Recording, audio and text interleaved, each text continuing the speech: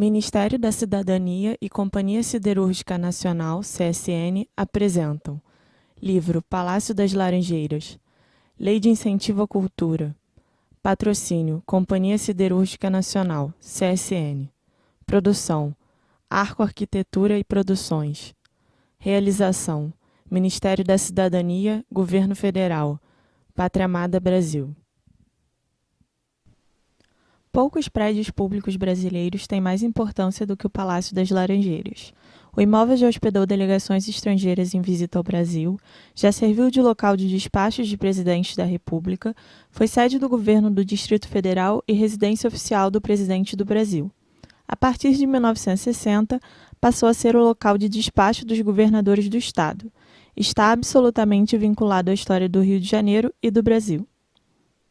A Companhia Siderúrgica Nacional, CSN, também tem sua história vinculada ao Rio de Janeiro e ao Brasil.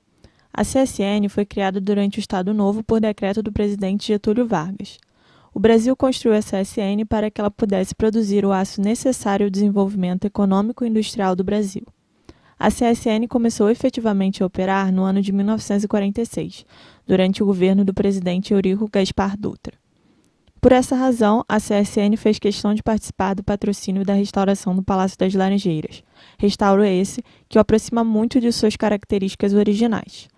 Instituições históricas, a CSN e o Palácio das Laranjeiras comemoram essa parceria na certeza de possibilitar às atuais e futuras gerações o encontro com a história do Brasil e do Rio de Janeiro.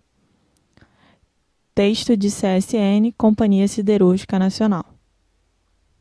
O Palácio das Laranjeiras, muito mais que residência dos governadores do estado do Rio de Janeiro, é uma edificação arquitetonicamente arrojada, de grande relevância para o patrimônio histórico-cultural pertencente ao povo fluminense brasileiro. Construído na primeira década do século XX, o palácio foi pioneiro na concepção moderna da divisão de espaços para moradia em alas íntima, social e de serviço. Seu interior, que abriga objetos de arte importantes e únicos, foi palco de momentos de enorme importância para a história brasileira. O reconhecimento de seu valor histórico patrimonial foi o ponto de partida para o início do projeto de resgate das características arquitetônicas originais, de restauro do prédio e dos objetos em seu interior, e a adequação de algumas áreas internas, respeitando as restrições inerentes à sua arquitetura, mas de forma a atender às necessidades de uso atuais e futuras do prédio. Os percalços de uma obra de restauro conduzida em um palácio não diferem muito daqueles que podem ser encontrados em qualquer casa durante uma obra, exceto pelos muitos cuidados necessários para respeitar o patrimônio. Soluções inéditas foram adotadas e muitas pessoas estiveram envolvidas e empenhadas para que o resultado final fosse atingido, ver o palácio restituído à sua glória e, ao mesmo tempo, mais seguro e adequado aos tempos atuais. Foi justamente o empenho e a engenhosidade das pessoas em suas profissões o que nos motivou a criar a Oficina Escola, este espaço de aprendizagem que esperamos poder despertar o interesse de jovens cariocas e fluminenses e ajudar na realização de outros projetos semelhantes, não apenas no Rio de Janeiro, mas em todo o Brasil. Acreditamos que este livro, um complemento importante para a bibliografia existente sobre o assunto, contribua com o trabalho em novas restaurações e na continuidade do cuidado com o Palácio das Laranjeiras. Texto de Maria Lúcia Cautiero Horta Jardim, presidente do Rio Solidário. De Palacete a Palácio. Obra emblemática que compõe o cenário arquitetônico da cidade do Rio de Janeiro, o Palácio das Laranjeiras, erguido no início do século XX, entre 1909 e 1914, no tradicional bairro de mesmo nome na Zona Sul Carioca, é uma edificação de riqueza singular, tanto por sua arquitetura quanto pela importância dos acontecimentos de que fora palco e que constituem parte significante da história do Brasil. O bairro de Laranjeiras, encravado em um vale do maciço da Tijuca, no início do século XIX passou a atrair membros da corte de Dom João VI. O encantamento se dava justamente por seu aspecto rural e bucólico, com várias chácaras ao longo do caminho, atual Rua das Laranjeiras. Seguindo os passos da rainha Carlota, que se estabelecera em Botafogo, a realeza buscava os ares frescos e pacatos da região para erguer as suas residências. Laranjeiras se tornariam um dos refúgios prediletos da elite da cidade, abrigando habitantes ilustres como Teixeira Leite, o conde Modesto Leal, cujo palacete existe até hoje, o poeta Olavo Bilac e o escritor Machado de Assis. Ao longo daquele século, no entanto, a urbanização no Vale avançou significativamente, com a abertura de novas ruas e a criação de linhas de bonde, incorporando definitivamente o bairro à cidade, que crescia rapidamente. No início do século XX, o mundo passou por grandes transformações com revoluções que atingiram tronos e cetros. A industrialização crescente colocava à disposição dos que podiam pagar uma variedade de produtos manufaturados nunca antes vista e a eletricidade tornava a noite cada vez mais animada. Na cidade do Rio de Janeiro, então capital da recém-implantada República Brasileira, as mudanças também foram notáveis. 2 engenheiros alcançaram destaque na grande reforma urbana empreendida pelo governo federal a partir de 1903. Francisco Pereira Passos, nomeado prefeito da cidade, e Paulo de Fronten, escolhido diretor da Comissão Construtora da Avenida Central. A zona portuária recebeu obras que avançaram sobre os bairros da Saúde e Gamboa, onde seria construído o moderno cais. As reformas também se estenderam sobre os quarteirões de feição colonial do centro da cidade, demolidos em grande parte para a abertura de novas ruas e avenidas. Uma das mais importantes obras deste processo foi a construção da Avenida Central, atual Rio Branco, inspirada nos bulevares parisienses abertos meio século antes por Eugène Haussmann. Inaugurada em 1905, é o marco da reurbanização do centro do Rio, com prédios cujas fachadas deveriam seguir os padrões estéticos da arquitetura histórica europeia. Além da Avenida Central, foi aberta a Avenida Beira-Mar, ligando, pela orla da Baía de Guanabara, o centro da cidade e a enseada de Botafogo. Ao longo da nova Avenida Passeio, calçadas arborizadas, praças e jardins. Entre os entusiastas das obras que ressignificaram a cidade, também estava Eduardo Palacin-Guinle, proprietário de 8 valiosos lotes ao longo da Avenida Central. O patriarca da família Guinle foi um dos homens de negócios mais ricos do país, sócio de Cândido Gaffré na Companhia Docas de Santos. A família Guinle era uma das mais poderosas da capital da República, sendo proprietária de vários imóveis, um luxuoso hotel, uma firma de importação de maquinário industrial e até mesmo da Companhia Brasileira de Energia Elétrica, rival da Light and Power Company na produção e comercialização de eletricidade. O aristocrático bairro de Laranjeiras, endereço de importantes membros da sociedade carioca, inclusive do prefeito Passos, também passou por transformações. Ruas foram alargadas, pavimentadas e arborizadas. O rio Carioca, que nasce na Serra da Carioca, nos arredores do Corcovado, e corria livremente pelo bairro de Laranjeiras até desaguar na Praia do Flamengo, na Baía de Guanabara, foi canalizado e desapareceu da paisagem quase por completo. Também surgiram naquela região novos logradouros, como a Rua Carvalho de Sá, que partia da lateral esquerda da Igreja Nossa Senhora da Glória no Largo do Machado até a ladeira homônima, que subia em costa do Morro Nova Sintra. Nesse trecho, o traçado da Rua Carvalho de Sá realizava uma curva à esquerda para desembocar na Rua das Laranjeiras. Exatamente nesta parte da rua que Eduardo Guinle, então um jovem engenheiro civil, começou a adquirir lotes. Inicialmente, comprou alguns terrenos do Conde Sebastião de Pinho, ao longo da ladeira. E enquanto dava início à empreitada de construção de seu palacete em um platô da encosta, emoldurado pelo verde da Mata Atlântica e com uma bela vista para a Baía de Guanabara e o Pão de Açúcar, Eduardo tratou de expandir a propriedade. Ao todo, a área adquirida por ele na região chegou ao total de aproximadamente 430 mil metros quadrados, abrangendo o atual Parque Guinle, cujo paisagismo é atribuído ao franco-suíço Francisco Cochet. Cabe destacar que era costume das famílias abastadas naquele período construir palacetes rodeados por belos jardins para ostentar a riqueza e exibir o bom gosto cultivado durante as temporadas na Europa. As grandes cidades do continente americano exibiam construções cuja inspiração vinha da arquitetura europeia. No Rio de Janeiro não era diferente.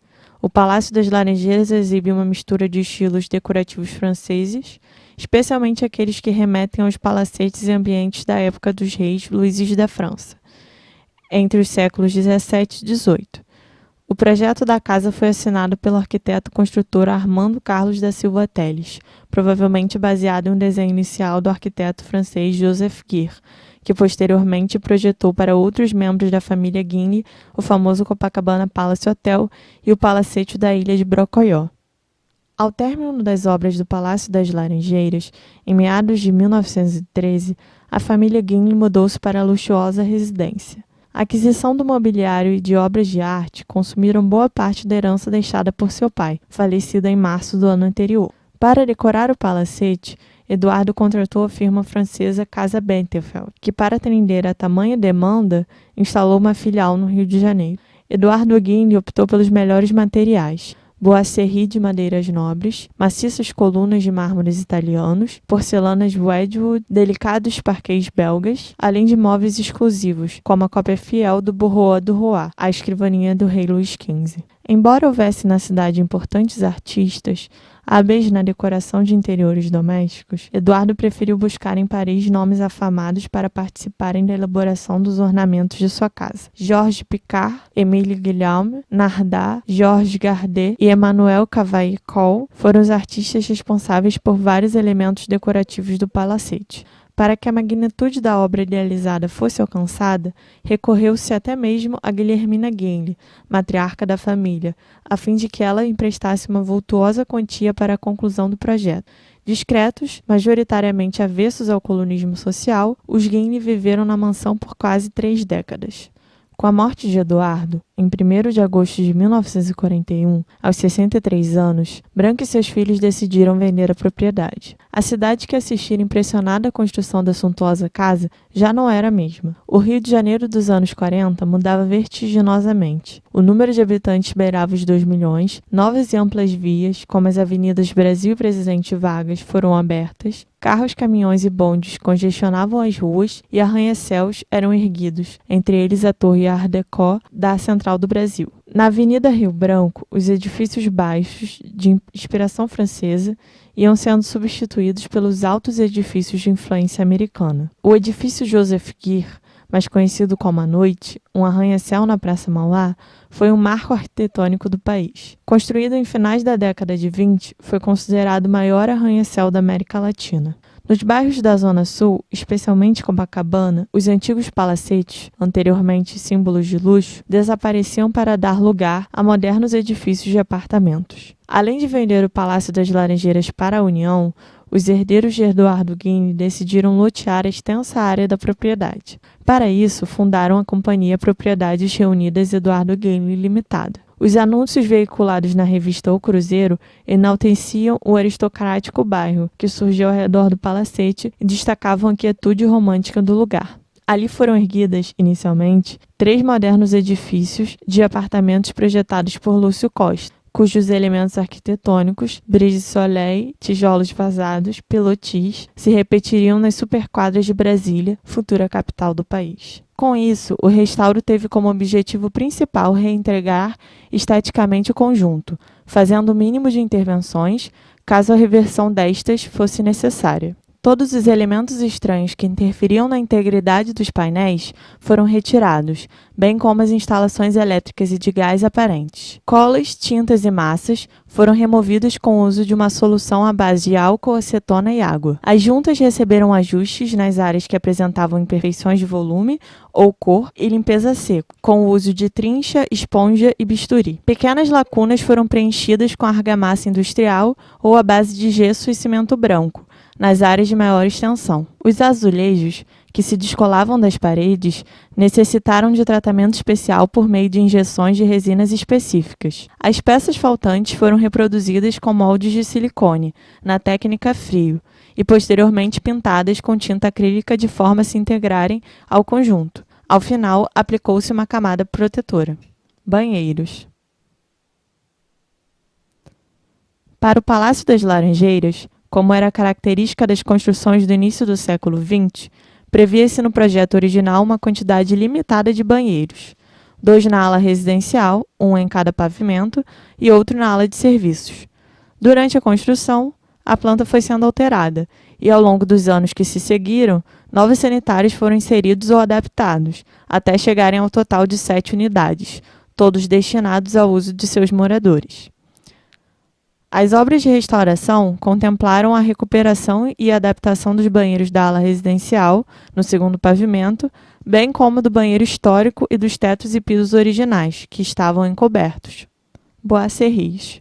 Bois-Serris são painéis de madeira que revestem as paredes e estão presentes nos principais ambientes do Palácio das Laranjeiras. A maioria apresenta acabamento em verniz, deixando evidentes os tons das diversas madeiras utilizadas na sua composição. Em alguns salões foram pintadas, assim como os tetos e demais elementos decorativos, recebendo, em alguns casos, acabamento em folhas de ouro. Outros elementos compõem os painéis das Bois-Serris, dentre eles pinturas artísticas, ornatos metálicos e tecidos decorativos. Boa parte das Bois-Serris encontrava-se degradada em decorrência da infestação por térmitas e desgaste pelo uso. O verniz protetivo, já oxidado, causou alterações cromáticas, igualmente provocadas pelo uso indevido de ceras e outros produtos de limpeza inapropriados. Nas salas em que as Bois-Serris têm acabamento em pintura de fundo, observou-se desgaste e, em alguns casos, cores diferenciadas daquelas identificadas nas prospecções estratigráficas. Algumas áreas de marchetaria apresentavam perdas e muitos douramentos estavam desgastados e escurecidos. Na primeira etapa dos serviços, priorizou-se a desculpinização, medida implementada em todos os elementos de madeira, móveis integrados que compõem o palácio. As camadas de verniz oxidado e sujidades foram removidas com lixamento, produtos químicos ou por meio de emplastros. Já as superfícies com perdas foram recompostas com o uso de material apropriado para esse tipo de preenchimento. As outras, com douramento, ganharam a aplicação de folha de ouro. Nesse processo, retiraram-se ainda todos os detalhes em bronze das Bois-Serris do Salão Império para que fosse realizado o polimento dos painéis de madeira. As peças passaram por catalogação, tratamento e, em seguida, foram reaplicadas após envernizamento. Os tecidos desses painéis, como os do boudoir, do quarto do casal e do quarto das crianças, que não eram originais, foram substituídos por novos com características semelhantes aos anteriores. Bronzes. O palácio conta com uma grande variedade de elementos em bronze, que ornam fachadas, jardins e interiores. No geral, as peças encontravam-se íntegras, porém recobertos oxidados. O processo de oxidação nos elementos em bronze causa a formação de películas denominadas pátinas, de coloração amarronzada e esverdeada. Apesar de não danificarem as peças em metal, causavam manchas nas bases de mármore. Amostras analisadas do material indicaram os elementos que compõem as ligas metálicas e as substâncias formadoras das pátinas, o que permitiu definir o tipo de patologia de cada uma. A partir dessas informações, definiu-se que elementos deveriam ter a pátina retirada.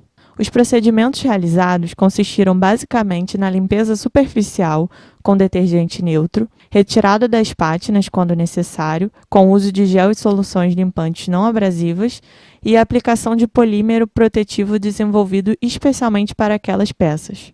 Coberturas. A imponente cobertura do Palácio das Laranjeiras, composta por diversos telhados, tem grande significado na arquitetura do edifício. Em diferentes formatos, são recobertos por placas de ardósia ou por telhas cerâmicas, do tipo francês, na ala de serviço, e arrematados por gradis, cordões decorados, pináculos e mansardas em chapas metálicas. As alvenarias altas, com platibandas e frontões que circundam a cobertura, são decoradas por óculos e esculturas metálicas ou argamassadas. Para garantir a integridade do palácio, o primeiro elemento arquitetônico a ser tratado nas obras de restauro foi a cobertura. Os telhados encontravam-se desgastados pelo tempo e haviam diversos pontos de infiltração, afetando forros, sancas e outros itens decorativos, como tapeçarias e marroflagem. Parte do madeiramento estava comprometida por umidade e ação de térmitas, sendo substituída por novas peças com a mesma tipologia das originais. A fim de preservar a integridade do material, lançou-se mão de um processo de desculpinização das madeiras antigas e novas, com a pulverização e a injeção de produtos imunizantes. Ainda trocou-se, por materiais mais adequados, o antigo sistema de subcobertura em telhas de fibra. Escadas externas, instaladas ao longo das décadas, foram retiradas e os acessos hoje se dão pelo interior do telhado. Foram mapeados os danos e catalogados os elementos metálicos ornamentais da cobertura e todos aqueles danificados receberam tratamento de restauro em oficina montada no canteiro de obras. Cozinha. A intervenção na cozinha do Palácio das Laranjeiras tinha como meta inicial resgatar as características originais do ambiente.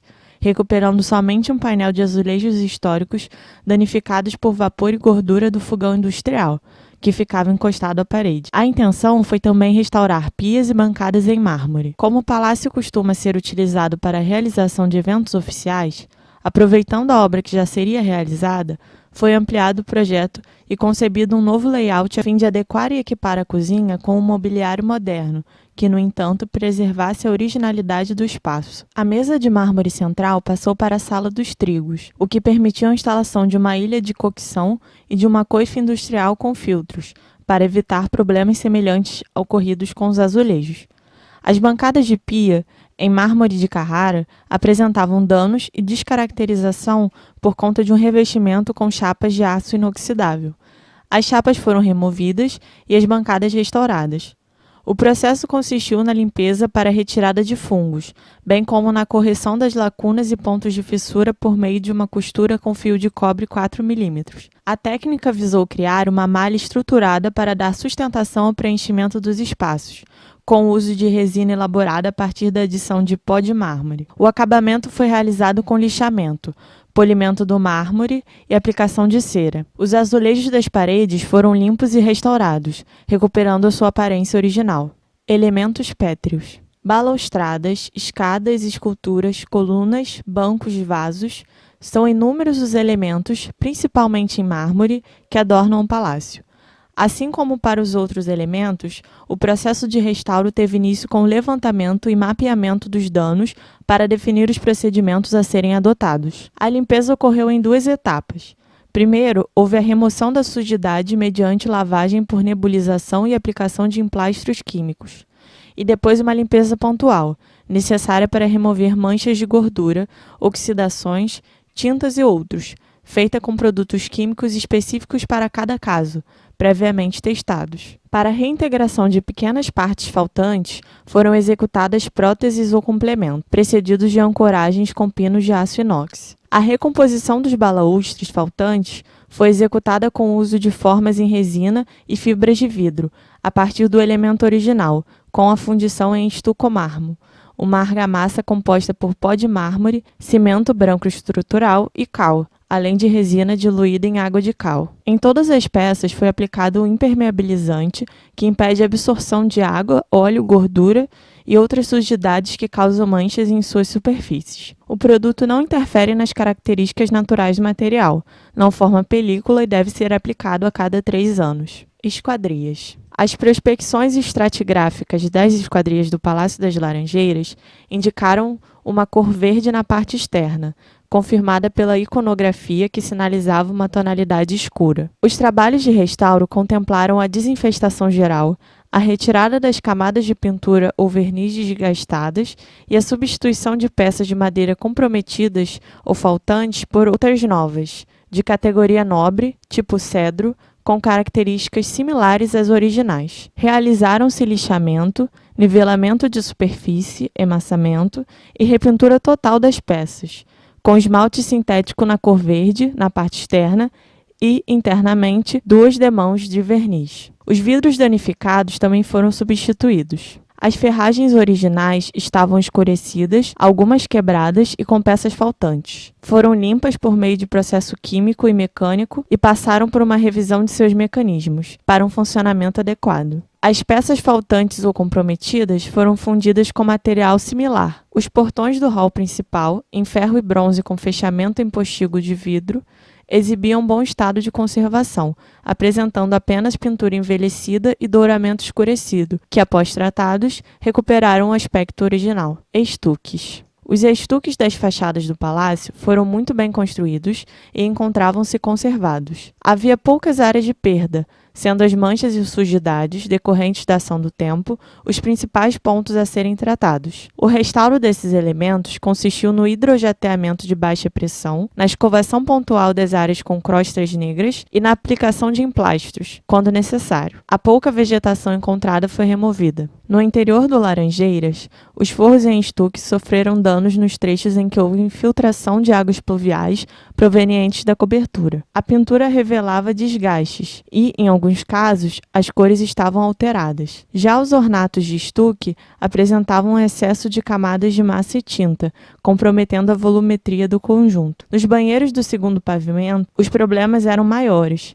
porque os tetos originais tinham sido recobertos por rebaixos de gesso, que foram retirados e os procedimentos de restauração efetuados. A recuperação dos estuques internos se deu com a limpeza e a decapagem das diversas camadas de tinta existentes, com a fundição de novas sancas, frisos e ornatos para preencher lacunas e, por fim, com o emassamento e a pintura nas cores identificadas nas prospecções estratigráficas. Fachadas.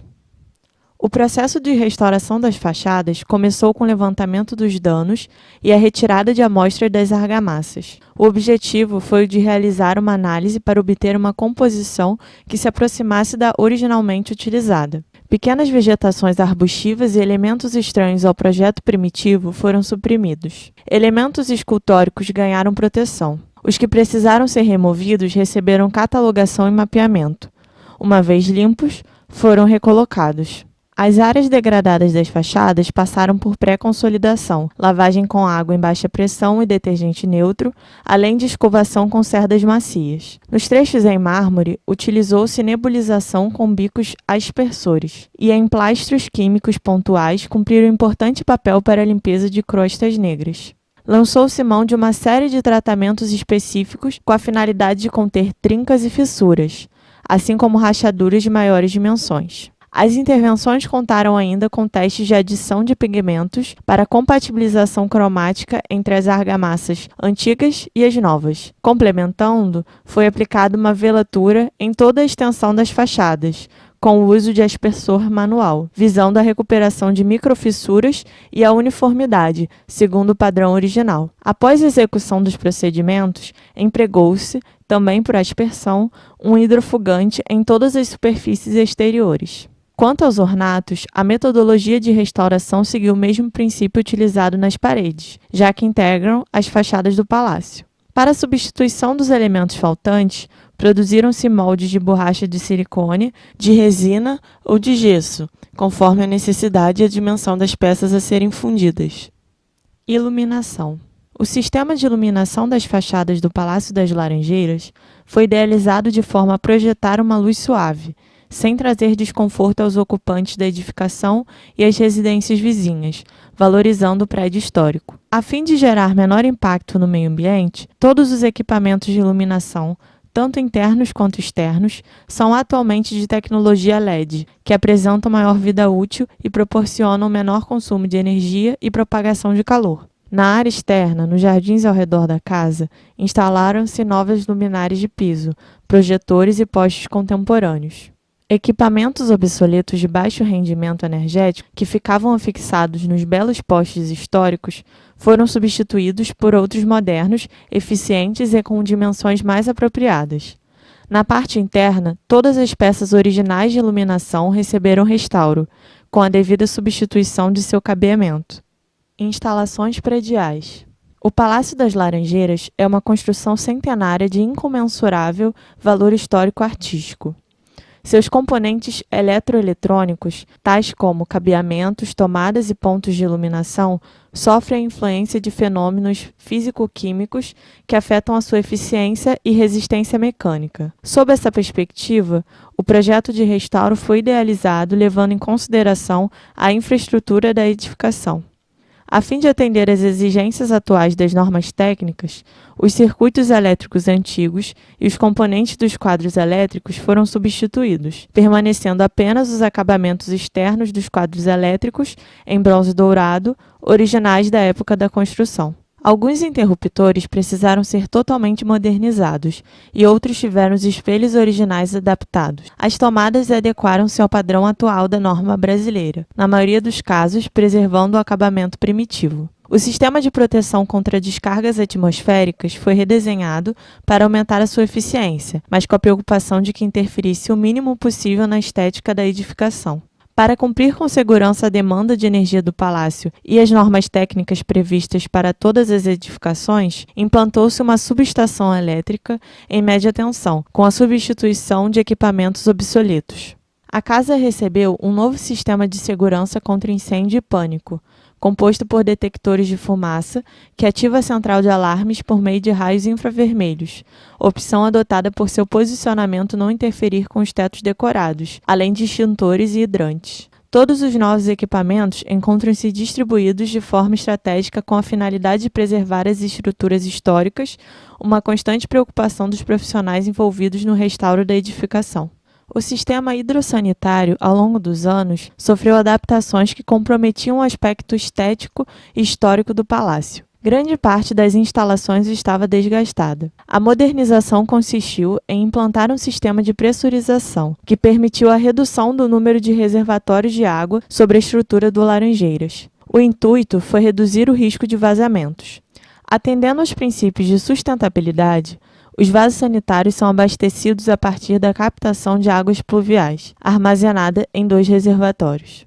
Apenas quando a quantidade de água da chuva não é suficiente, o sistema passa automaticamente a ser alimentado por água potável. Lampadários e lustres. O Palácio das Laranjeiras guarda um belo acervo original de lustres, lampadários e arandelas, que decoram os principais ambientes. São peças de bronze e cristal, de ferro forjado, de madeira folhada a ouro, entre outras adquiridas por Eduardo Guini na ocasião da construção. Tocheiros e lampadários contornam os terraços dos 2 pavimentos e estão distribuídos pelo jardim. A maioria dos elementos internos encontrava-se em razoável estado de conservação, mas passou por restauro e modernização, com limpeza, polimento, substituição de elementos não originais acrescentados, recomposição de partes metálicas e vidros faltantes, trocas de bocais plásticos por cerâmicos e colocação de lâmpadas de LED, mais sustentáveis. Nas áreas externas, além de terem sido submetidas a esses procedimentos, as peças, por estarem expostas ao tempo, receberam um tratamento singular, conforme descrito na seção que trata dos bronzes. Marroflage. Vários ambientes do palácio são decorados com marroflage, pintura artística sobre tela, colada em outra superfície de parede ou teto, que, como outros elementos, sofreram a ação do tempo.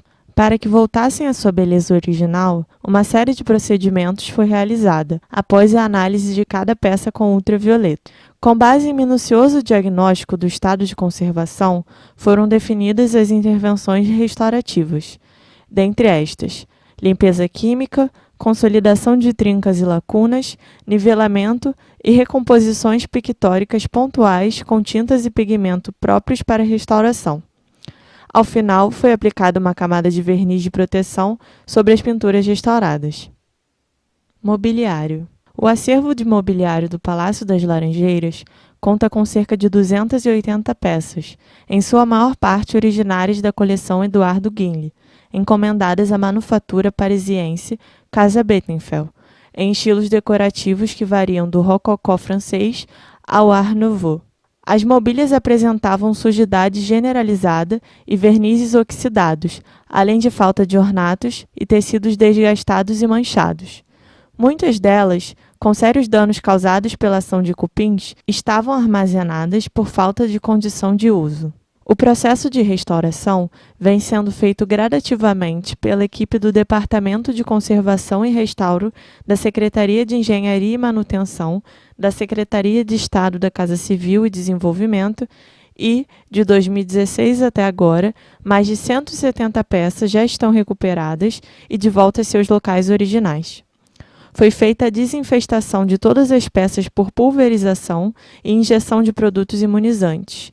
E, após esse processo, foram inicialmente higienizadas e tiveram os vernizes removidos.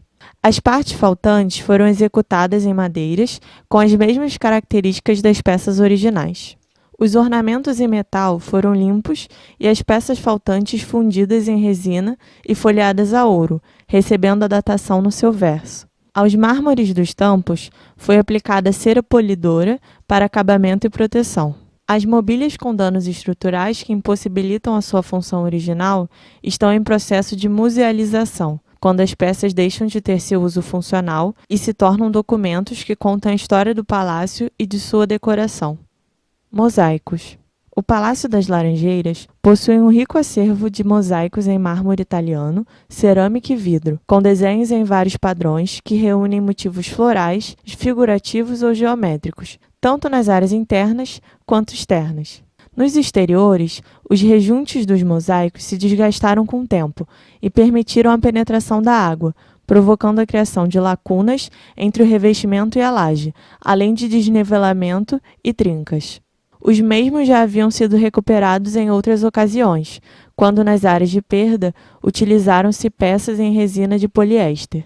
Também foram identificadas rachaduras, sujidades diversas, oxidações pontuais, entre outros problemas. A restauração dos mosaicos se fez com limpeza mecânica e química, dependendo da necessidade, com eliminação de micro-organismos e de áreas oxidadas, com a retirada de rejuntos anteriores incompatíveis, seguida de reconstituição quando necessário. Os vazios identificados foram preenchidos com argamassas consolidantes. As próteses indevidas ou desniveladas e as argamassas comprometidas foram removidas, sendo então executada a impermeabilização desses trechos. Foi realizado o nivelamento do contrapiso nas áreas de perda e foram utilizadas novas peças compatíveis com os desenhos originais. As peças em resina, que estavam escurecidas, foram lixadas para se respeitar a cor dos pisos originais.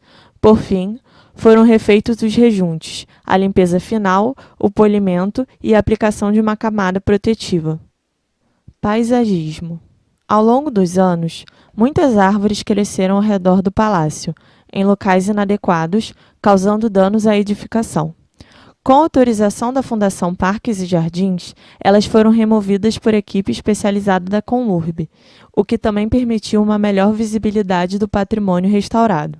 Como medida compensatória, 70 mudas foram plantadas em outra área. Os canteiros do jardim receberam adubação e plantio de flores, forrações e arbustos, evitando espécies de grande porte e de crescimento vigoroso, que possam vir a prejudicar a edificação e seu entorno. A pavimentação das alamedas ao redor do palácio era em asfalto, fruto de intervenções anteriores, que descaracterizaram a ambiência original do jardim. No entanto, seria inadequado o retorno ao pavimento de saibro da época da construção, tendo em vista o uso público atual do palácio. Portanto, foi definida no projeto paisagístico a opção por um pavimento de blocos intertravados de cimento na cor palha, mais próxima à tonalidade de saibro. Esse tipo de pavimento tem a vantagem de permitir uma drenagem mais eficiente, devido à sua permeabilidade. Pinturas artísticas. Dentre as muitas obras de arte, o acervo do palácio possui mais de 30 exemplares de renomados artistas, como Franz Post, Félix Yen, Hyacinthe Rigaud, Nicolas Tonnet e Gustave Jean-Jacques. Por seu alto valor artístico e histórico, optou-se pela contratação de especialistas externos renomados, com expertise no restauro de pinturas de cavalete. Todas as telas e suportes de madeira foram removidas de suas molduras, para que fosse realizado mapeamento de danos e testes de limpeza. Após essa etapa, iniciou-se a intervenção propriamente dita. As molduras passaram por um processo de desculpinização, no qual as galerias de cupins foram preenchidas, bem como refeitas as áreas de perdas de volumetria. Após esse processo, as mesmas foram limpas e se iniciou a etapa de douramento, finalizado com a aplicação de um verniz de proteção. As pinturas que apresentavam descolamento da camada pictórica foram refixadas com adesivo especial. Todas passaram por processo de limpeza química dos vernizes alterados por efeito da oxidação do tempo e, posteriormente, efetuou-se o nivelamento das áreas de perda da camada pictórica, com o uso de massa niveladora. Concluída essa etapa, foi feita a aplicação de um verniz intermediário e se iniciou a reintegração cromática das pinturas, com o uso de tintas e vernizes próprios para o restauro. As reintegrações se restringiram à mínima intervenção, de modo a se alcançar a unidade da imagem e o resgate da profundidade da pintura original. Cada pintura recebeu um tipo de verniz de acabamento, de acordo com suas características estéticas e de estabilidade à radiação solar e/ou à iluminação artificial. Para evitar o acúmulo de sujidades no verso, receberam um fechamento na parte posterior. Pisos em madeira. Os pisos de parquet apresentavam desgaste decorrente da ação do tempo e umidade, principalmente nas áreas junto às portas externas. O verniz de acabamento encontrava-se oxidado, escurecido, e havia perda pontual das delicadas folhas de composição das marchetarias. O revestimento apresentava ressecamento, manchas, fissuras, desnivelamento, além da introdução de materiais diversos em frestas e rejuntes. As sucessivas camadas de verniz aplicadas ao longo dos anos se acumulavam sobre o piso, formando uma grossa camada vitrificada e opaca, dificultando a visualização dos belos desenhos dos parquês. Optou-se pela remoção manual mecânica e, em alguns trechos, foi necessária a utilização de bisturis cirúrgicos e lixas de baixa granulometria. Após a remoção do verniz oxidado, foram identificadas as áreas que deveriam receber intervenção pontual, como recomposição das marchetarias faltantes ou danificadas. Estas foram recompostas com novas folhas de madeira de tipologia e cor similares às existentes. As áreas desniveladas foram corrigidas. Foi realizada a calafetagem de fissuras e rachaduras, além da fixação de peças descoladas. Como acabamento final, selador e verniz acrílico foram aplicados em 3 demãos. Por fim, em razão da fragilidade natural dos parquês marchetados, foram colocados novos tapetes e passadeiras, que, apesar de obstruírem em parte a sua visão, protegem os valiosos pisos. Nas áreas secas de serviço, os pisos são de tábua corrida com tabeiras em madeira escura. Em alguns ambientes, as peças encontravam-se bastante degradadas e foram integralmente substituídas.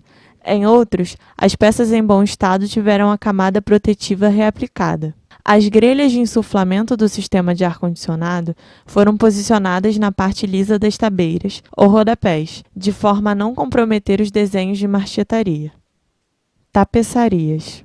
Na impossibilidade de realizar um amplo projeto de restauro das tapeçarias com profissionais qualificados para esse fim, possivelmente na própria oficina da Manufatura de Beauvais, e de acondicioná-las corretamente em reserva técnica, optou-se por fazer uma conservação visando a higienização e a estabilização das tapeçarias para que posteriormente fosse executada a restauração. A atividade consistiu na higienização e na costura de determinados pontos em que as urdiduras e tramas se romperam, seguida da hidratação das peças. Tecidos parietais. A comissão formada por técnicos do IPHAN, INEPAC e da Secretaria de Estado da Casa Civil e Desenvolvimento Econômico realizou pesquisa histórica em diversas fontes bibliográficas com a finalidade de definir os revestimentos decorativos das paredes do Palácio das Laranjeiras. O método de prospecção nos tecidos também foi utilizado, o que possibilitou a visualização das camadas anteriores existentes. Por questões de segurança, todas as camadas anteriores encontradas foram removidas, e permaneceu nas paredes de cada ambiente apenas um testemunho: recortes de tecidos com cerca de 50 por 50 centímetros. Na impossibilidade de encomendar tecidos idênticos aos encontrados, a comissão decidiu buscar no mercado tecidos que mais se aproximassem dos escolhidos pela comissão, sempre respeitando os estilos decorativos de cada ambiente e as pesquisas realizadas. Todos receberam aplicação de proteção contra a propagação de fogo. Vitrais. O Palácio das Laranjeiras é dotado de vários vitrais artísticos, elementos tradicionalmente compostos por uma estrutura de ferro trabalhada, que constitui os caixilhos, e por vidros coloridos, sobre os quais são feitas pinturas esmaltadas a fogo.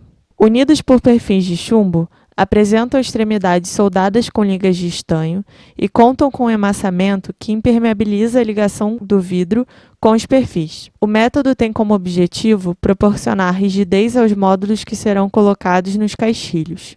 O vitral principal do palácio exibia corrosão e oxidação de parte das peças. Também evidenciava restaurações inadequadas realizadas ao longo do tempo, bem como deterioração das traves de reforço e dos esmaltes dos vidros, que se encontravam em grande número quebrados.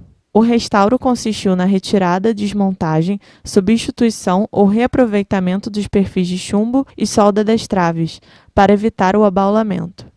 Ainda houve reposição dos vidros danificados e descaracterizados para a remontagem final. Nos vitrais da Torre do Belvedere, os problemas se deviam à forma como esses foram instalados. A fixação se deu por dentro e não por fora da edificação, o que facilitava as infiltrações de água, além de apresentar um mau acabamento. Os vidros estavam bem conservados, embora alguns painéis estivessem abaulados e desalinhados. Executaram-se a retirada, a desmontagem, o acondicionamento e o transporte dos painéis até as oficinas de restauro, onde a massa de vidraceiro foi substituída por silicone de cura alcoólica. Cabe salientar que algumas intervenções não demandaram o restauro das peças de vidro, pois estavam em boas condições. Na ala residencial, os vitrais revelavam inúmeros problemas. Encontravam-se estruturados em janelas de madeira, com folhas fixas e móveis, causando deformação dos painéis devido às propriedades diferentes dos materiais. Aqui também ocorreu a corrosão dos perfis de chumbo e das traves de reforço. Havia ainda muitos vidros quebrados e faltantes, além de restaurações não apropriadas. O restauro consistiu na substituição dos caixilhos de madeira e na soldagem de outros elementos, que receberam nova pintura e abrasamento a fim de atender às características originais. Uma visita ao palácio. Quem atravessa o agitado Largo do Machado e circula pelo tráfego intenso da Rua das Laranjeiras se surpreende ao descobrir que, em uma área urbana de cotidiano tão agitado, encontra-se em perfeita harmonia, em um local diferente, o Palácio das Laranjeiras. O verde, o silêncio e o frescor tomam conta do ambiente. Na entrada está o belo portão de ferro e bronze, obra da serralheria francesa Schwartz et Meulher. No alto do portão, as letras E e G indicam o nome do primeiro proprietário da bela casa, Eduardo Gimli. O Parque Gimli, hoje em dia praticamente um bairro dentro de Laranjeiras, fazia parte originalmente da vasta propriedade adquirida pela família Gimli, a partir de 1909. Somente na década de 40, com a venda do Palácio à União, é que o espaço se tornou público, em decorrência do desmembramento e loteamento da propriedade. Ao escolher o local para erguer a sua mansão, Eduardo Gimli desejava, além de contemplar a beleza da paisagem carioca, vista dali de cima com a Baía de Guanabara e o Pão de Açúcar ao fundo, que todos também percebessem e admirassem o seu imponente e moderno palacete. O esforço que o visitante emprega na subida até o alto do parque é compensado pelo bucolismo do lugar. O paisagismo original remonta ao início do século XX. Apesar da exuberância tropical da floresta atlântica, Eduardo Gimli preferiu imprimir ares europeus à propriedade. Encomendou a Francisque Cochet um projeto de embelezamento para a área, que foi transformado em um parque no estilo inglês, muito semelhante aos desenhados por Glaziot, o famoso botânico criador dos jardins do Rio de Janeiro Imperial, entre eles o Campo de Santana e a Quinta da Boa Vista. Quando o palacete foi vendido à União, grande parte dos jardins foi transformada no Parque Eduardo Gimli, e seu paisagismo foi remodelado por Burle Marx. Não tão distante das obras que alteravam o curso do Rio Carioca, que para sempre mudaram a paisagem de Laranjeiras, no parque particular de Eduardo Gimli inventava-se uma outra natureza. Aproveitando o declive da encosta, Cochet criou um riacho, cujas águas brotavam de uma cascata, feita de pedras de argamassa, e desaguavam em um grande lago artificial, escavado na parte plana do terreno. Alamedas sinuosas e pontilhões sobre o riacho também compunham o paisagismo romântico do parque. Continuando o passeio, o visitante se depara com o segundo portão de acesso, com o brasão do estado do Rio de Janeiro. Trata-se da entrada oficial do Palácio das Laranjeiras. O jardim da área ao redor do palacete recebeu tratamento distinto daquele dado ao parque. Aqui, o espaço foi ordenado segundo as premissas do paisagismo francês do período barroco. A disposição dos canteiros e dos elementos decorativos, estátuas, vasos, colunatas e fontes, obedeceu à simetria clássica do jardim francês, que teve no Palácio de Versalhes o seu melhor exemplo. O chafariz das ninfas, obra do escultor francês Émile Guillaume, é um dos elementos mais imponentes na área externa do Laranjeiras. Ele representa ninfas aladas montadas sobre grandes golfinhos. Originalmente, ele estava instalado sobre um espelho d'água circular, localizado no centro do jardim e rodeado por canteiros. Na década de 50, foi removido para a construção da piscina e perdeu parcialmente a sua posição de destaque no conjunto paisagístico. Outro destaque do Jardim Francês do Palácio das Laranjeiras é o chafariz de Mercúrio. Situado em frente à fachada principal, é réplica de uma obra do Jardim da Villa Médici, em Roma, assinada pelo artista italiano Gian Bologna. Passear pelos jardins do palácio é fazer uma nova descoberta a cada olhar. Esculturas, painéis, detalhes como os delicados relevos nas canaletas para as águas ao lado do caminho, tudo foi pensado, cuidado e realizado à perfeição. Depois de passar pelo portão de entrada e seguir pela alameda vizinha à área da piscina, o visitante logo alcança um amplo pátio, em frente ao chafariz das ninfas, e é tomado de surpresa e encantamento ao ver de perto a beleza da arquitetura do Palácio das Laranjeiras.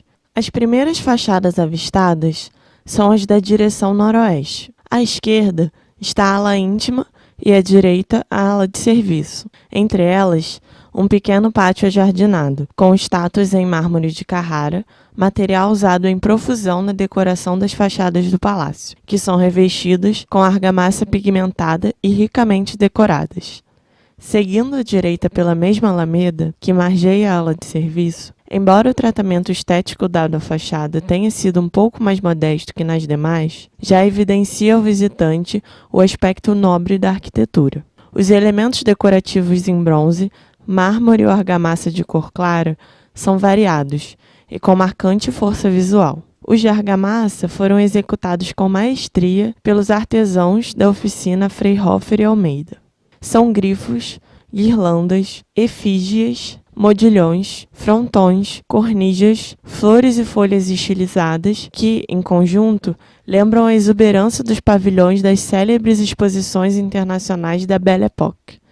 Além desses ornatos, compõem o programa decorativo das fachadas pequenos medalhões com o monograma de Eduardo Guinle. O visitante pode apreciar também uma das duas grandes esculturas Art Nouveau encomendadas a Émile Guillaume. A poesia, esculpida em um único bloco de mármore, representa uma figura feminina, a musa inspiradora dos poetas, envolta em flores. Assim como a música, localizada na fachada oposta, no sentido nordeste, ela está encaixada em um nicho na alvenaria da fachada. Passando pelo grande vitral, que marca o eixo central da ala social, e seguindo em frente, a alameda que circunda o palácio apresenta um leve declive, e o visitante percebe que, ao contorná-la, a construção adquire uma verticalidade inesperada. A fachada sudeste, denominada principal por Silva Telles no projeto original, possui em sua base uma escadaria revestida em mármore de Carrara, que permite o acesso ao terraço que circunda toda a ala social. Nessa fachada, inspirada na da Ópera de Monte Carlo, em Mônaco, os elementos decorativos tornam-se mais robustos e elaborados.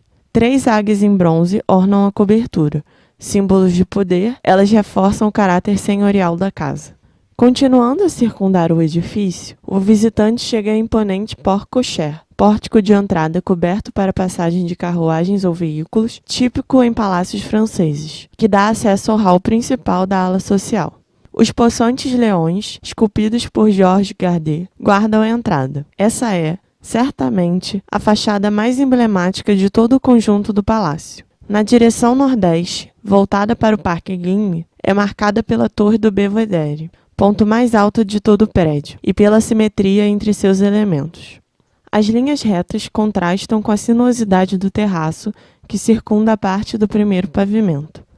A cobertura, que complementa a nobreza das fachadas, é formada por jogos de domos de diferentes formatos, coroados por ponteiras e lanternins. Na base do domo central, 2 figuras femininas em mármore, sentadas sobre a platibanda, parecem observar, do alto, o visitante em seu passeio. O palácio remonta ao início do século XIX a influência da França sobre os hábitos de moradia no Brasil, especialmente a partir da fundação da Escola Real de Ciências, Artes e Ofícios, em 1816. Sob a liderança de artistas franceses que haviam chegado ao país naquele ano, a instituição daria origem e depois à Escola Nacional de Belas Artes.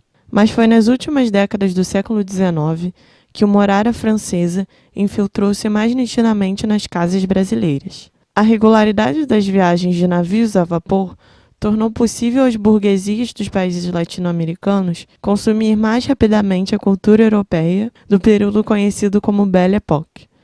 Objetos caros, antes restritos aos círculos aristocráticos, começaram a ser adquiridos pelas classes mais abastadas. O luxo já não era uma prerrogativa de classe. Nesse contexto, as residências abastadas, chamadas de palacetes, foram alçadas à condição de vitrines de erudição, riqueza e sucesso profissional. Habitar casas belas, confortáveis e salubres tornou-se uma prioridade para as famílias ricas, com vistas a atender a uma dupla necessidade: exibição de riqueza para o mundo exterior e recato da vida íntima.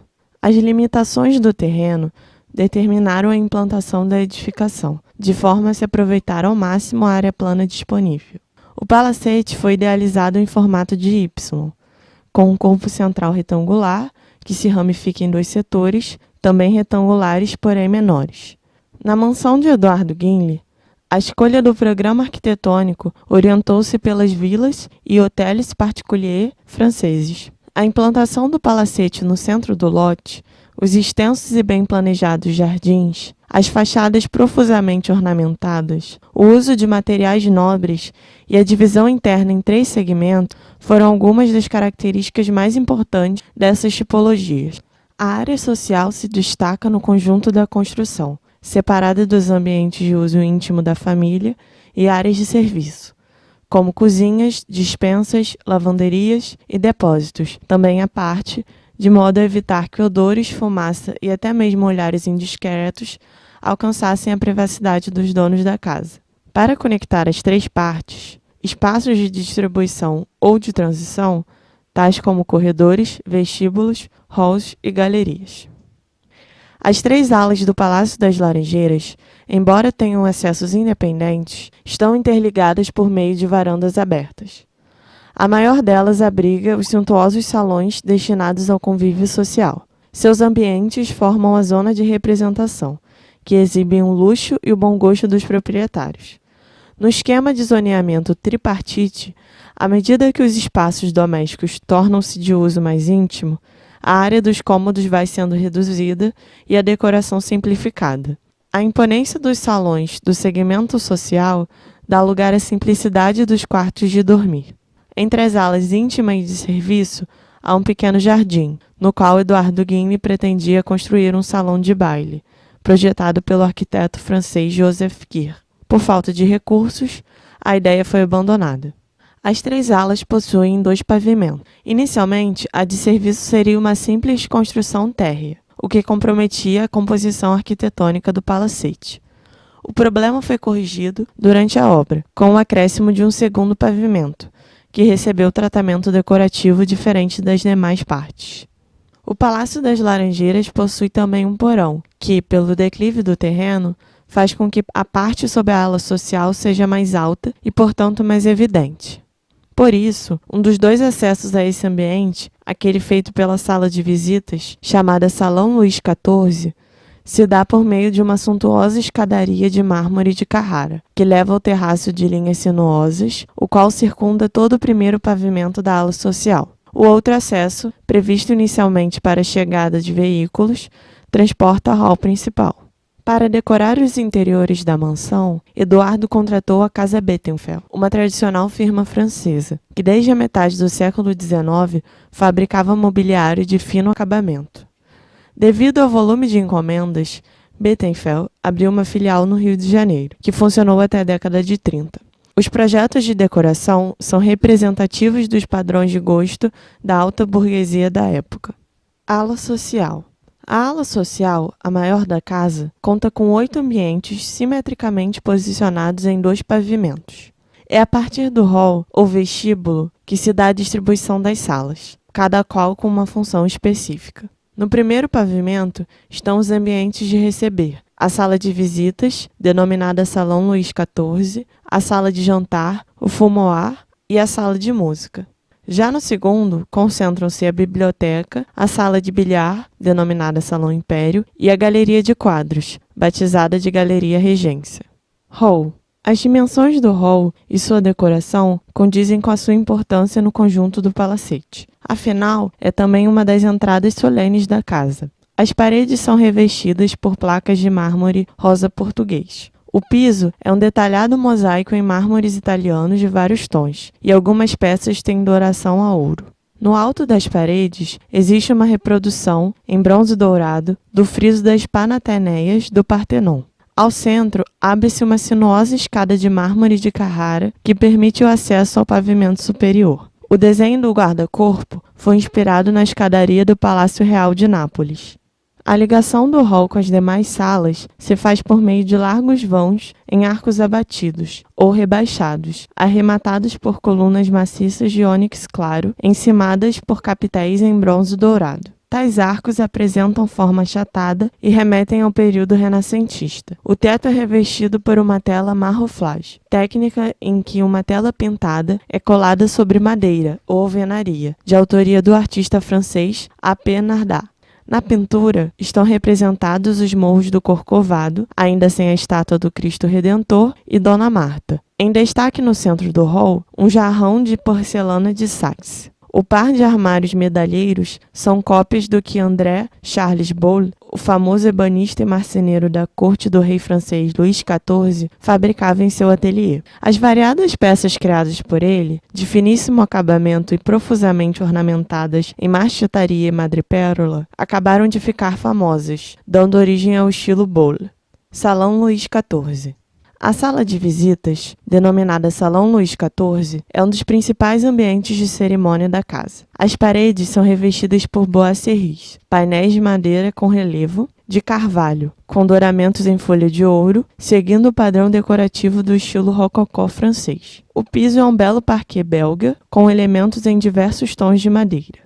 A sala recebeu esse nome em função do retrato do rei Luís XIV de França, pintura atribuída a Hyacinthe Rigaud, que se destaca no ambiente. Duas outras importantes pinturas da coleção Eduardo Guigny estão neste salão: Nobre Veneziana, de Moreto de Brescia, do século XVI, e o retrato de um militar inglês, de autoria de Joshua Reynolds, do século XVIII. A pintura do teto é uma tela marroflage, de autoria do decorador francês Georges Picard, cujo trabalho também pode ser apreciado na decoração interior do Hôtel de Ville de Paris, sede da prefeitura da cidade. Como mobiliário, conjuntos de sofás e poltronas em estilo Luís XV e dois refinados móveis em marcheteria no estilo Boulle, recriados pela casa Bettenfeld, dominam o ambiente e servem para expor objetos de arte.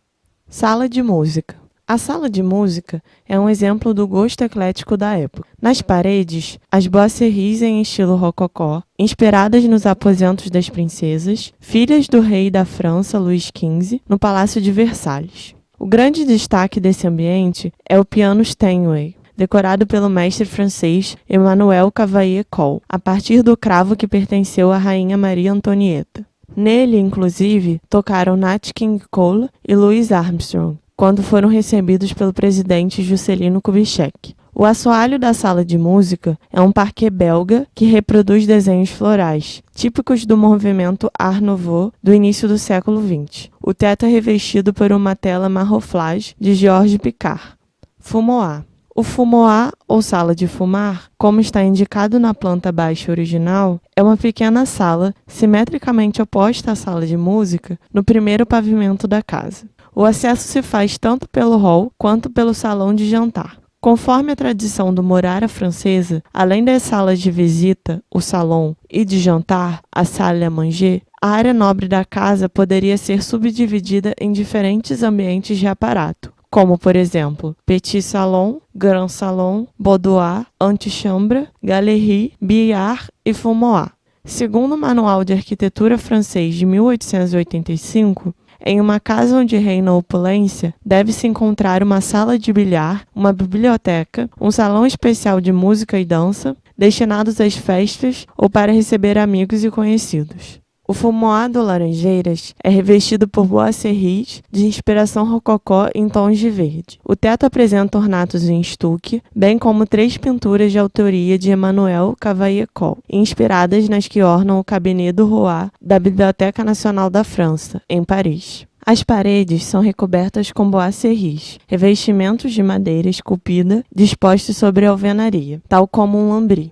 Podem apresentar os tons naturais da madeira ou serem pintadas. Os painéis das bois-serris são entremeados por espelhos ou tecidos. O Palácio das Laranjeiras, francamente inspirado em palacetes franceses do século XVIII e XIX, reúne algumas das mais belas bois-serris do Rio, já que entre nós o uso desse material em decoração doméstica não foi comum.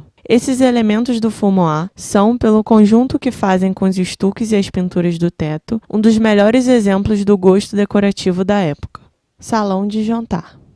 O salão de jantar é um dos ambientes mais impressionantes do palácio, devido ao vão aberto no teto, que permite ver o andar superior. Esse pé direito duplo proporciona uma monumentalidade que a singulariza em relação às demais salas. Com área total de 100 metros quadrados, o ambiente é revestido por bois-serris de nogueira e possui nos 4 cantos lavatórios esculpidos em peças de mármore Rouge Royal. As bacias dos lavatórios, em formato de concha, e as máscaras, de cujas bocas jorravam água, são em mármore de Siena. O teto exibe um dos acabamentos em estuque, baixo relevo feito em argamassa à base de gesso, mais bonitos do palácio. São 4 medalhões localizados nos cantos do espaço, que representam atributos típicos da cultura clássica: a colheita de frutos, a pesca, a ceifa do trigo e a caça.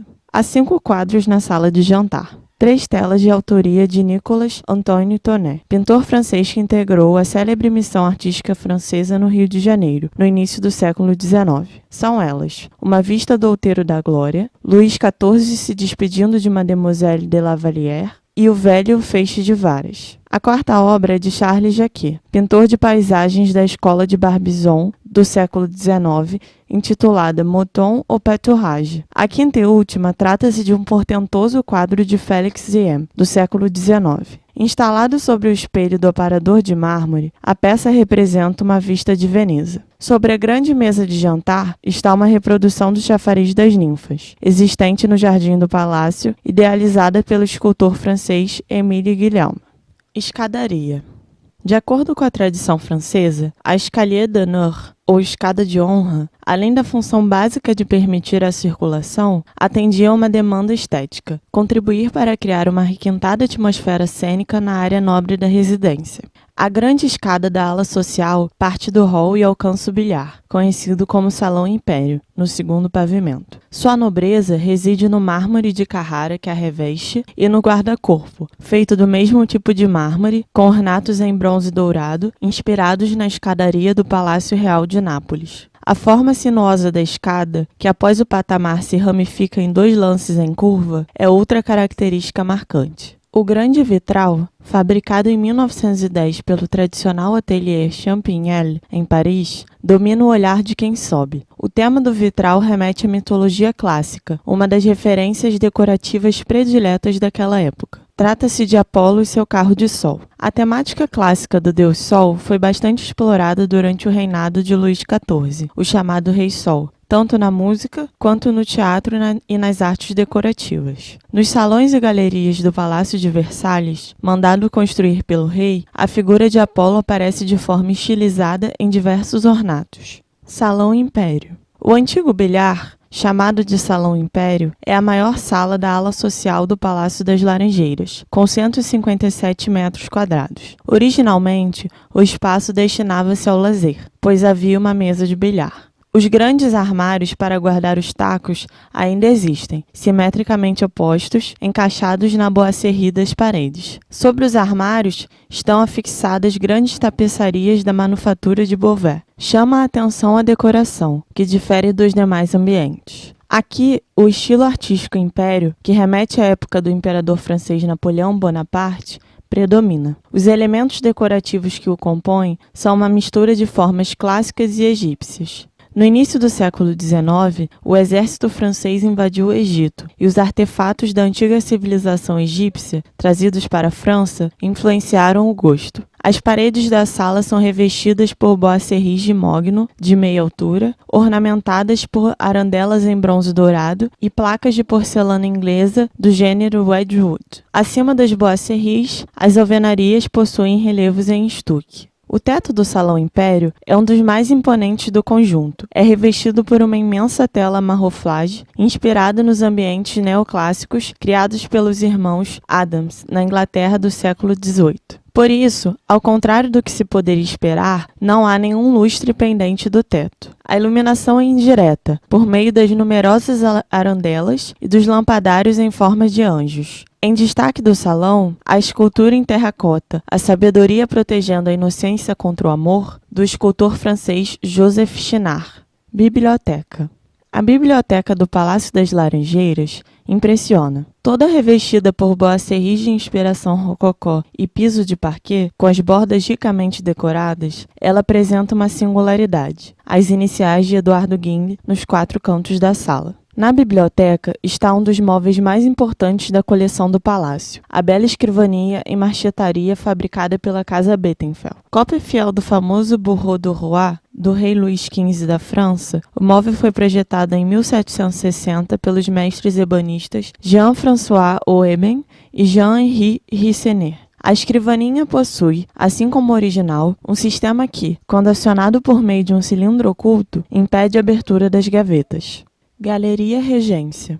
A sala vizinha ao Salão Império foi batizada de Galeria Regência, referência ao estilo característico dos interiores aristocráticos da época em que o Duque de Orléans governou a França, durante a menoridade de Luís XV. Após o Fausto da corte de Luís XIV, o Rei Sol, a aristocracia e a alta burguesia buscaram decorar as suas residências com mais simplicidade e sobriedade. A galeria é um dos ambientes mais originais do Palácio das Laranjeiras, pois comunica-se com o salão de jantar no pavimento inferior por meio de um vão aberto no piso. As boisseries de Nogueira, de inspiração rococó, apresentam o mesmo padrão decorativo das existentes naquela dependência. Nos cantos da galeria, há baixos relevos, esculpidos na própria boisserie, que representam fábulas de Esopo e La Fontaine. Os relevos foram inspirados nos do Cabinet des Fables, o Gabinete das Fábulas, do século XVIII, que originalmente ficava em uma das alas do Hotel de Soubise, em Paris.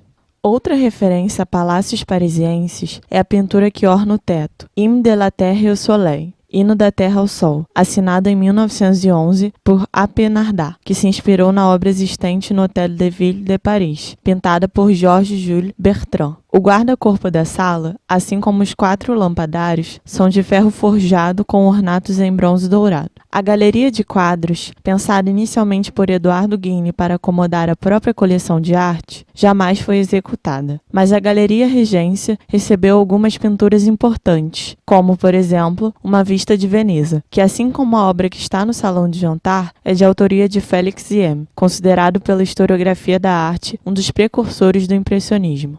Ala íntima, primeiro andar.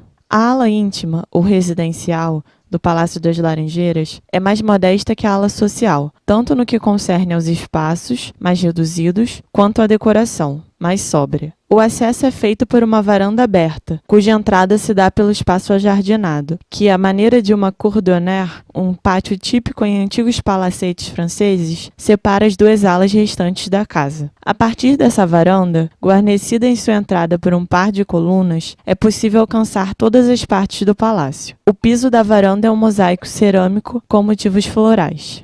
A ala íntima tem uma distribuição muito simples, feita de 2 formas. A primeira por meio de uma longa galeria envidraçada, que parte da varanda e dá acesso a todos os cômodos, e a segunda por meio de um acesso interno, realizado por dentro dos próprios ambientes, que se intercomunicam, através de portas de correr embutidas nas boisseries. O segundo pavimento da ala íntima reproduz a mesma distribuição e os mesmos espaços do primeiro. Não existem escadas nessa parte do palácio, embora o arquiteto Silva Telles tenha previsto uma, em formato helicoidal, com o intuito de permitir a ligação mais rápida entre os pavimentos. Em substituição à escada, foi instalado um moderno elevador, um dos primeiros em residências na América do Sul, fabricado pela companhia norte-americana Otis, cuja representação no Brasil estava a cargo da empresa de Eduardo, a Guinle Companhia. Varanda primeiro andar. Fazendo a ligação entre as alas social e íntima, a varanda reservava aos visitantes uma surpresa, um elevador. Em uma residência, na época da construção do palácio, isto não era só um luxo, como também um símbolo de modernidade. Mas essa atualidade ficava restrita ao maquinário do equipamento, oculto por uma porta falsa. Tanto as portas de acesso, quanto a cabine do elevador e até mesmo os espelhos dos botões de acionamento seguiram o padrão decorativo predominante na casa, o rococó francês. Boudoir. O primeiro ambiente da área íntima é o boudoir, assim marcado em francês no projeto original. É uma sala pequena, com as paredes revestidas por boiseries pintadas, entremeadas por painéis de tecido adamascado. O boudoir surgiu no século XVIII e era associado ao espaço íntimo feminino. Naquele século, entre a aristocracia francesa, homens e mulheres habitavam, separadamente, zonas específicas da casa. Em suas respectivas áreas privativas, aos homens estavam reservados os gabinetes, e às mulheres o boudoir. No Palácio das Laranjeiras, o boudoir representa um espaço de transição entre a ala social e os ambientes mais restritos ao uso familiar. Ali, os donos da casa poderiam conversar com mais privacidade ou mesmo receber algum familiar mais próximo. Quarto Luís XV ou quarto do casal. A partir do boudoir, acessa-se o quarto principal do primeiro pavimento, destinado originalmente ao casal. No projeto de decoração elaborado pela Casa Bettenfeld, o ambiente está nomeado como Chambre Louis XV. As boiseries são pintadas, e assim como as do fumoir, destacam-se entre as mais belas da casa. Nelas estão encaixados um grande espelho e 4 pinturas, todas localizadas sobre as portas de correr. O mobiliário do quarto, cômoda, camas e mesinhas, também feito sob encomenda aos artesãos da Bettenfeld, é ricamente ornado em marchetaria e aplicações em bronze dourado. Quarto das crianças.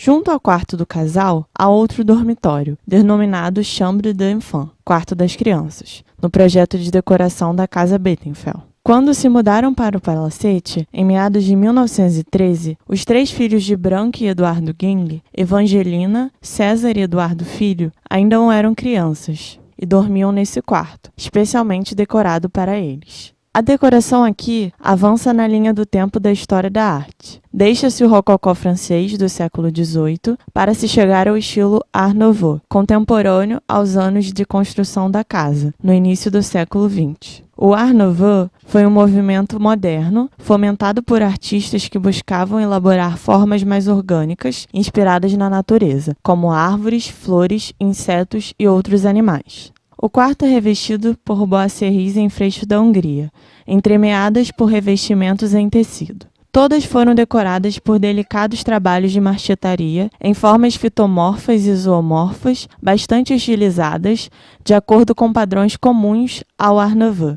Banheiro principal. Com 28 metros quadrados de área e todo revestido em placas de mármore branco com veios azuis, o banheiro principal, que serve aos quartos do primeiro pavimento, é um dos destaques do palácio. Nas paredes, relevos decorativos tiveram parte de seu desenho original alterado em reformas anteriores. O mosaico do piso tem algumas pastilhas revestidas a ouro e todas as peças, pias, lavatório, bancada, banheiro e lavabo, foram esculpidas também em mármore. Desse conjunto, a suntuosa banheira é o destaque. Rouparia. A rouparia, embora esteja na zona íntima do palácio, é um espaço de serviço, com seus grandes armários destinados, tal como os atuais closets, a acomodar roupas e pertences dos moradores. A sala é revestida por uma belíssima composição de azulejos de inspiração Art Nouveau. Galeria primeiro andar.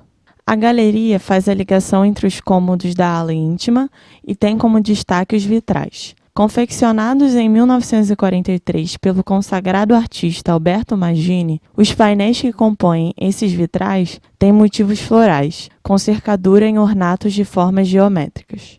Sala de almoço. Além da grande sala de jantar, o Palácio das Laranjeiras conta com outro ambiente destinado a função semelhante. Interseção entre a área íntima e a ala de serviço, a dependência denota, pelo tamanho e por seu decor, tratar-se de uma sala para refeições menos formais. A decoração da sala foi planejada de maneira total, isto é, os elementos da composição, boiseries, piso, lustre, portas, mobiliário, objetos e até puxadores e maçanetas correspondem à mesma linguagem decorativa.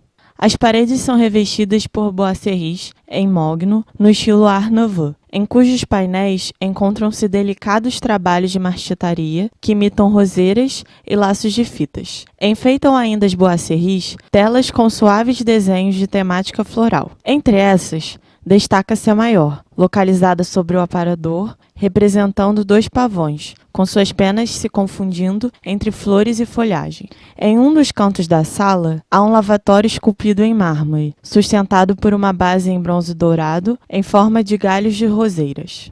Lavabo. Contíguo à sala de almoço, no primeiro pavimento da ala de serviço, há um lavabo. Em sua origem, o espaço foi uma despensa. A função original é denunciada pelos pequenos vitrais, cujas figuras femininas representam a caça e a pesca, e toda a peça é revestida por azulejos em temática Art Nouveau abstrata. Tal como em outros ambientes do palácio, a porta de acesso recebeu tratamento decorativo diferenciado para cada uma de suas faces, correspondendo ao estilo predominante em cada ambiente. Copa, cozinha e sala dos trigos. Áreas que devem primar pela funcionalidade, a copa principal, a cozinha e a despensa estão localizadas em sequência, ao lado da sala de almoço. O destaque desses espaços são os azulejos, de manufatura francesa. Os da copa, por exemplo, possuem temática Art Nouveau, em bela composição que remete a um jardim tropical, com representações de araras entre folhagens. Por outro lado, na cozinha, a decoração é mais discreta. Já na despensa, os azulejos possuem pinturas que representam plantações de trigo. O tom pitoresco fica por conta do friso, com desenhos de pães amarrados por fitas. As bancadas originais são em mármore de Carrara, com grandes golfinhos esculpidos nas bases. Os pisos desses espaços são em mosaico cerâmico e de mármore, com tabeiras decoradas com flores estilizadas. Gabinete Império.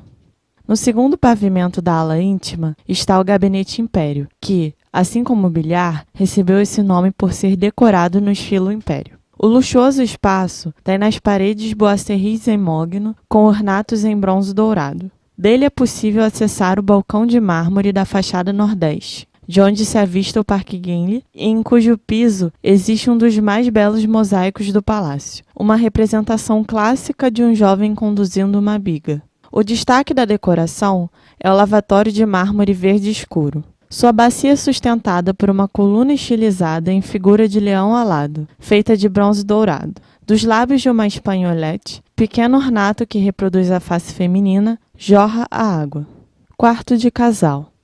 Vizinho ao Gabinete Império está o quarto de casal, que recebeu decoração mais simples que os dormitórios do pavimento inferior. Com lambris envernizados de meia altura, a parte superior das paredes recebeu painéis e cornichas em estuque. O teto exibe trabalho similar ao das paredes e o piso é em parquet. Mas certamente o olhar do visitante, ao adentrar nesse ambiente, se volta para o belo lustre de bronze dourado e pingentes de cristal bisotado. Entre tantos outros objetos semelhantes na casa, a singularidade deste deve-se à delicada estatueta de porcelana alemã de Saxe, que representa uma jovem camponesa, afixada no meio da estrutura da luminária, envolta por pequenas flores também de porcelana.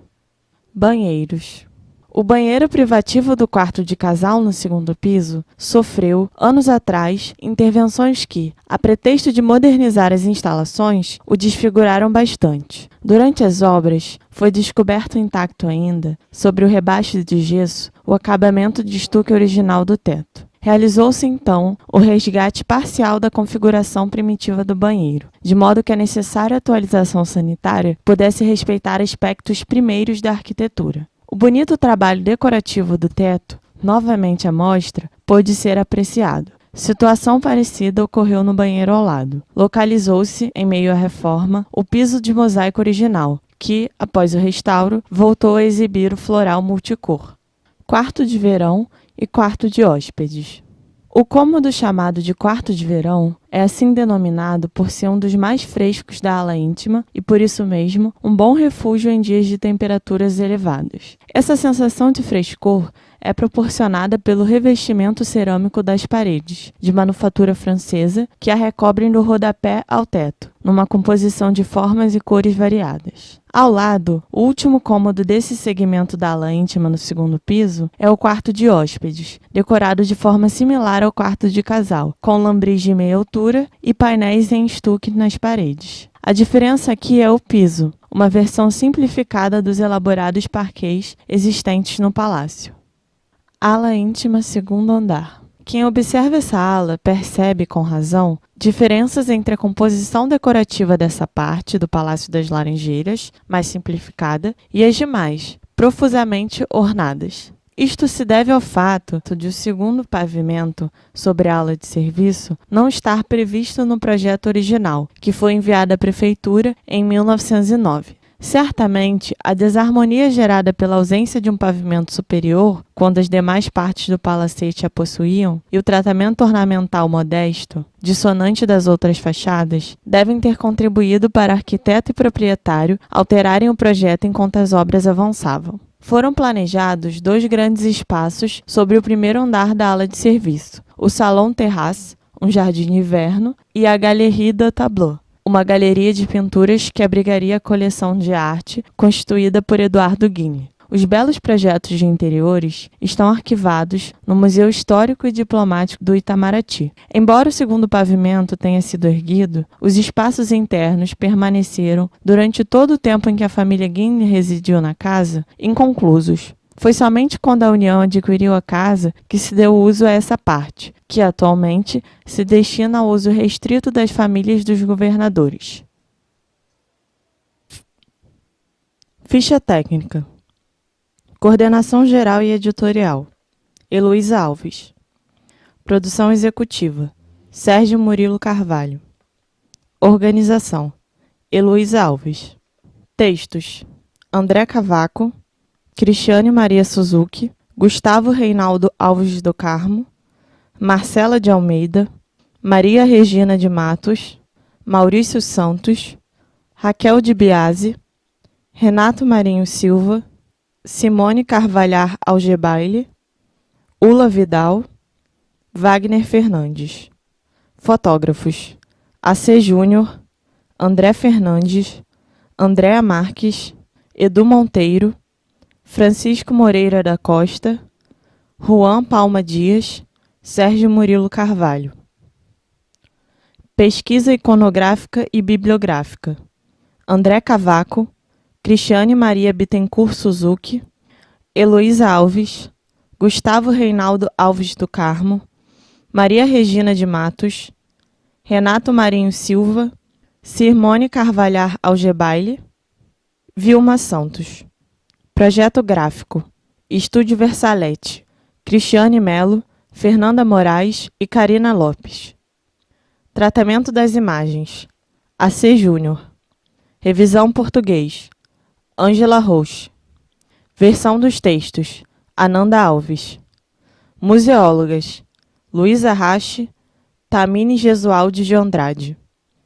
Assistentes de produção: Moleque Produções, coordenação, Beatriz Duarte, Elke Gibson, Isabelle Gibson, Juliana Lanhas, Paulo Augusto dos Santos.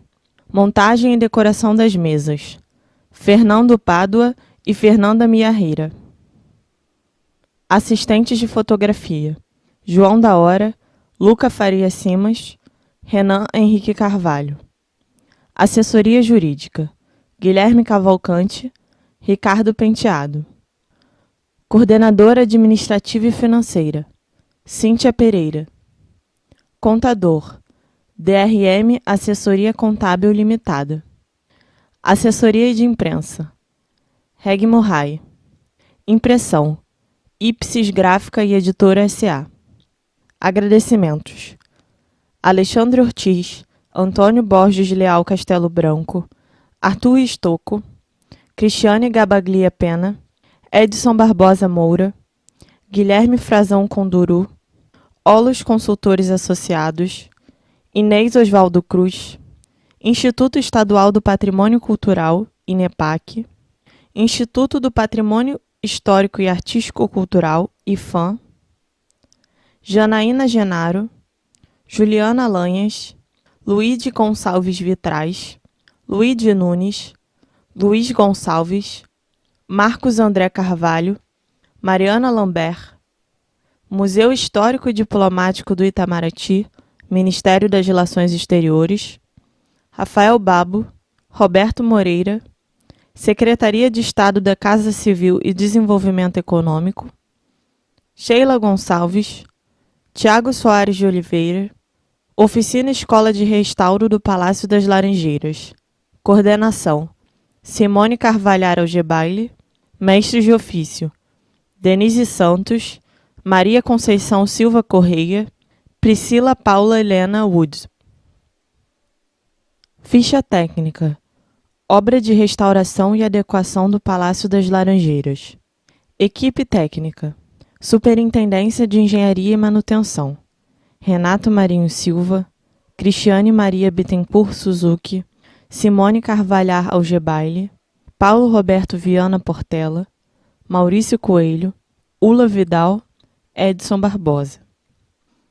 Estagiários: Amanda Oliveira, Fernanda Altschuller Caramês, Guilherme Antônio de Andrade Silva Amaral.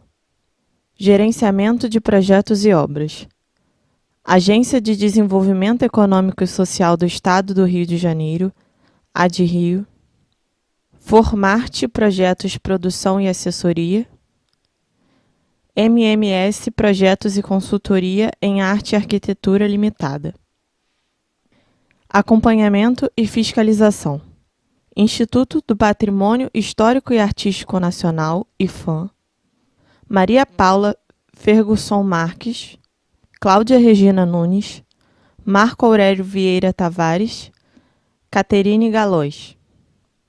Instituto Estadual do Patrimônio Cultural, INEPAC, Maria Regina Pontim de Matos, André Farias Cavaco, Raquel de Biasi, Marcelo Coelho. Projetos e Obras Civis: Concrejato Serviços Técnicos de Engenharia S.A., Ubirajara Melo, Janaína Rombaldi Genaro Montoni, Vanessa Miranda Pontes, Pedro Pestana, Ana Flávia Costa Rolim, Lisa Erling. Projetos de Arquitetura: AAA, Azevedo Agência de Arquitetura, Francisco Ru Arquitetura Limitada. Projeto de Instalação Complementares: Progemol Projetos de Engenharia Moderna Limitada. Projeto de Combate a Incêndio: Ataque Fire Extintores Comércio e Serviços Limitada.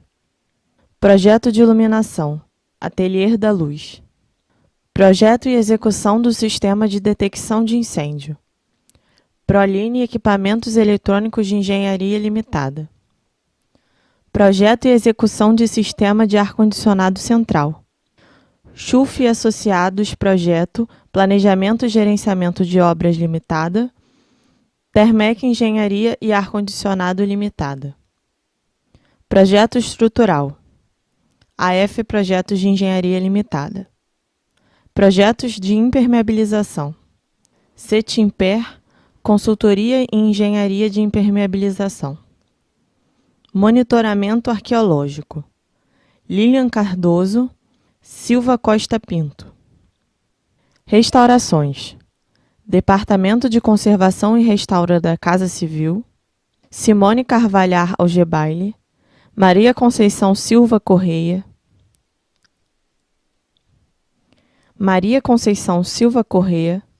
Priscila Paula Helena Wood, Raquel Rodrigues Pontes.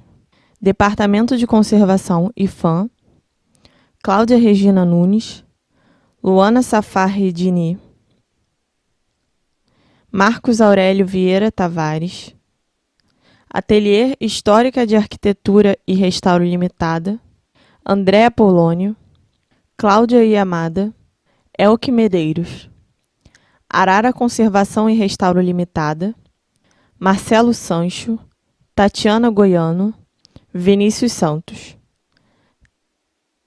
Restaurarte, Cooperativa de Conservação e Restauro, Elias Souza Pires, Priscila Paula Helena Wood, Raquel Rodrigues Pontes.